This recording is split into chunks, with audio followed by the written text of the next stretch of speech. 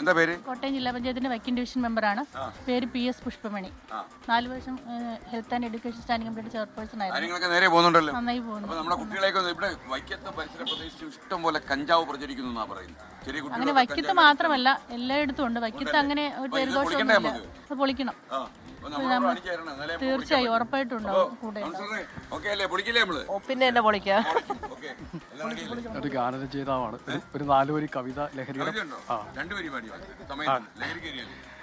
ലഹരിക്കു വേണ്ടി ഈ ജീവിതം മരണത്തിൻ ചുടലക്കളത്തിൽ എരിക്കും യുവത്വമേ.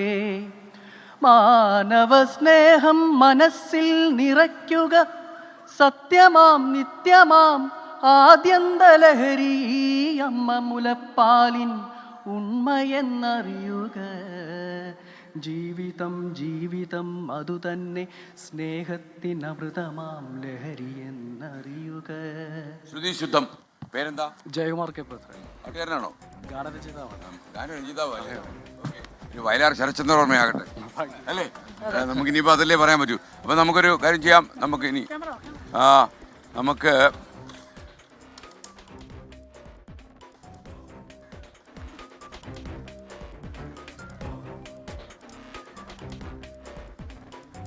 മദ്യപാനം ആരോഗ്യത്തിന് ഹാനികരം. Statutory warning.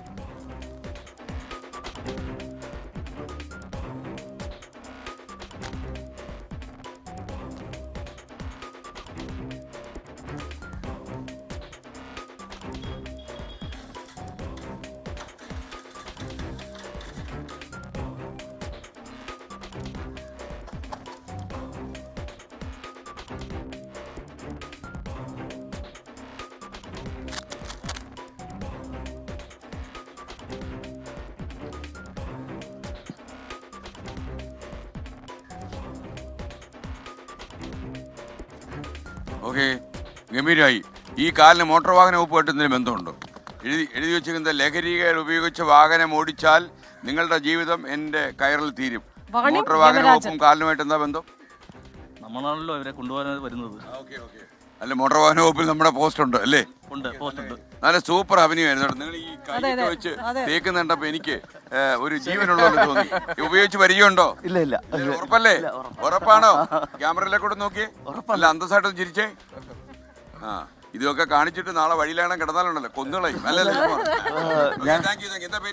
അഖിൽ ഗംഭീര അഭിനയമായിരുന്നു കേട്ടോ. നിങ്ങൾക്ക് കോമഡി ഉണ്ടോ? തലകീഴായിട്ട് തൂങ്ങിക്കിടന്ന് മണിച്ചേട്ടൻ്റെ പാട്ട് പാടിയിട്ടുണ്ട്. മിമിക്രി എപ്പിസോഡുകളുണ്ട്. മണി പോലും തലകീഴായിട്ട് തൂങ്ങിക്കിടന്ന പാട്ട് പാടിയിട്ടുണ്ട് കേട്ടോ. ഓക്കെ, അപ്പൊ നല്ല കാര്യം. താങ്കൾക്ക് സിനിമയിലൊക്കെ സാധ്യതയുണ്ട്. ഞാൻ സിനിമ പിടിക്കുവാണെങ്കിൽ താങ്കളെ ഒരു നടനാക്കും. ഞാൻ പിടിച്ച ഗോപിയാ നായകൻ. Okay, ready. അപ്പൊ നമുക്കിനി ഗോപി, നമുക്കിനി വാർത്തകളൊക്കെ എന്താണാവോ? ഷാജി എന്നാണ്. എന്താണാവോ? ഉള്ളാള മഹാസഭയുടെ പ്രസിഡന്റാണ്. 10 വർഷമായിട്ട് പഠിക്കുന്ന വിദ്യാർത്ഥികൾ, പാവപ്പെട്ട പിള്ളേർക്ക് ലഹരി വിരുദ്ധമായിട്ട് പഠനോപകരണം കൊടുത്തുകൊണ്ടിരിക്കുകയാണ്. 10 വർഷമായിട്ട്. കഴിഞ്ഞ പ്രാവശ്യം മോൻസ് ജോസഫ്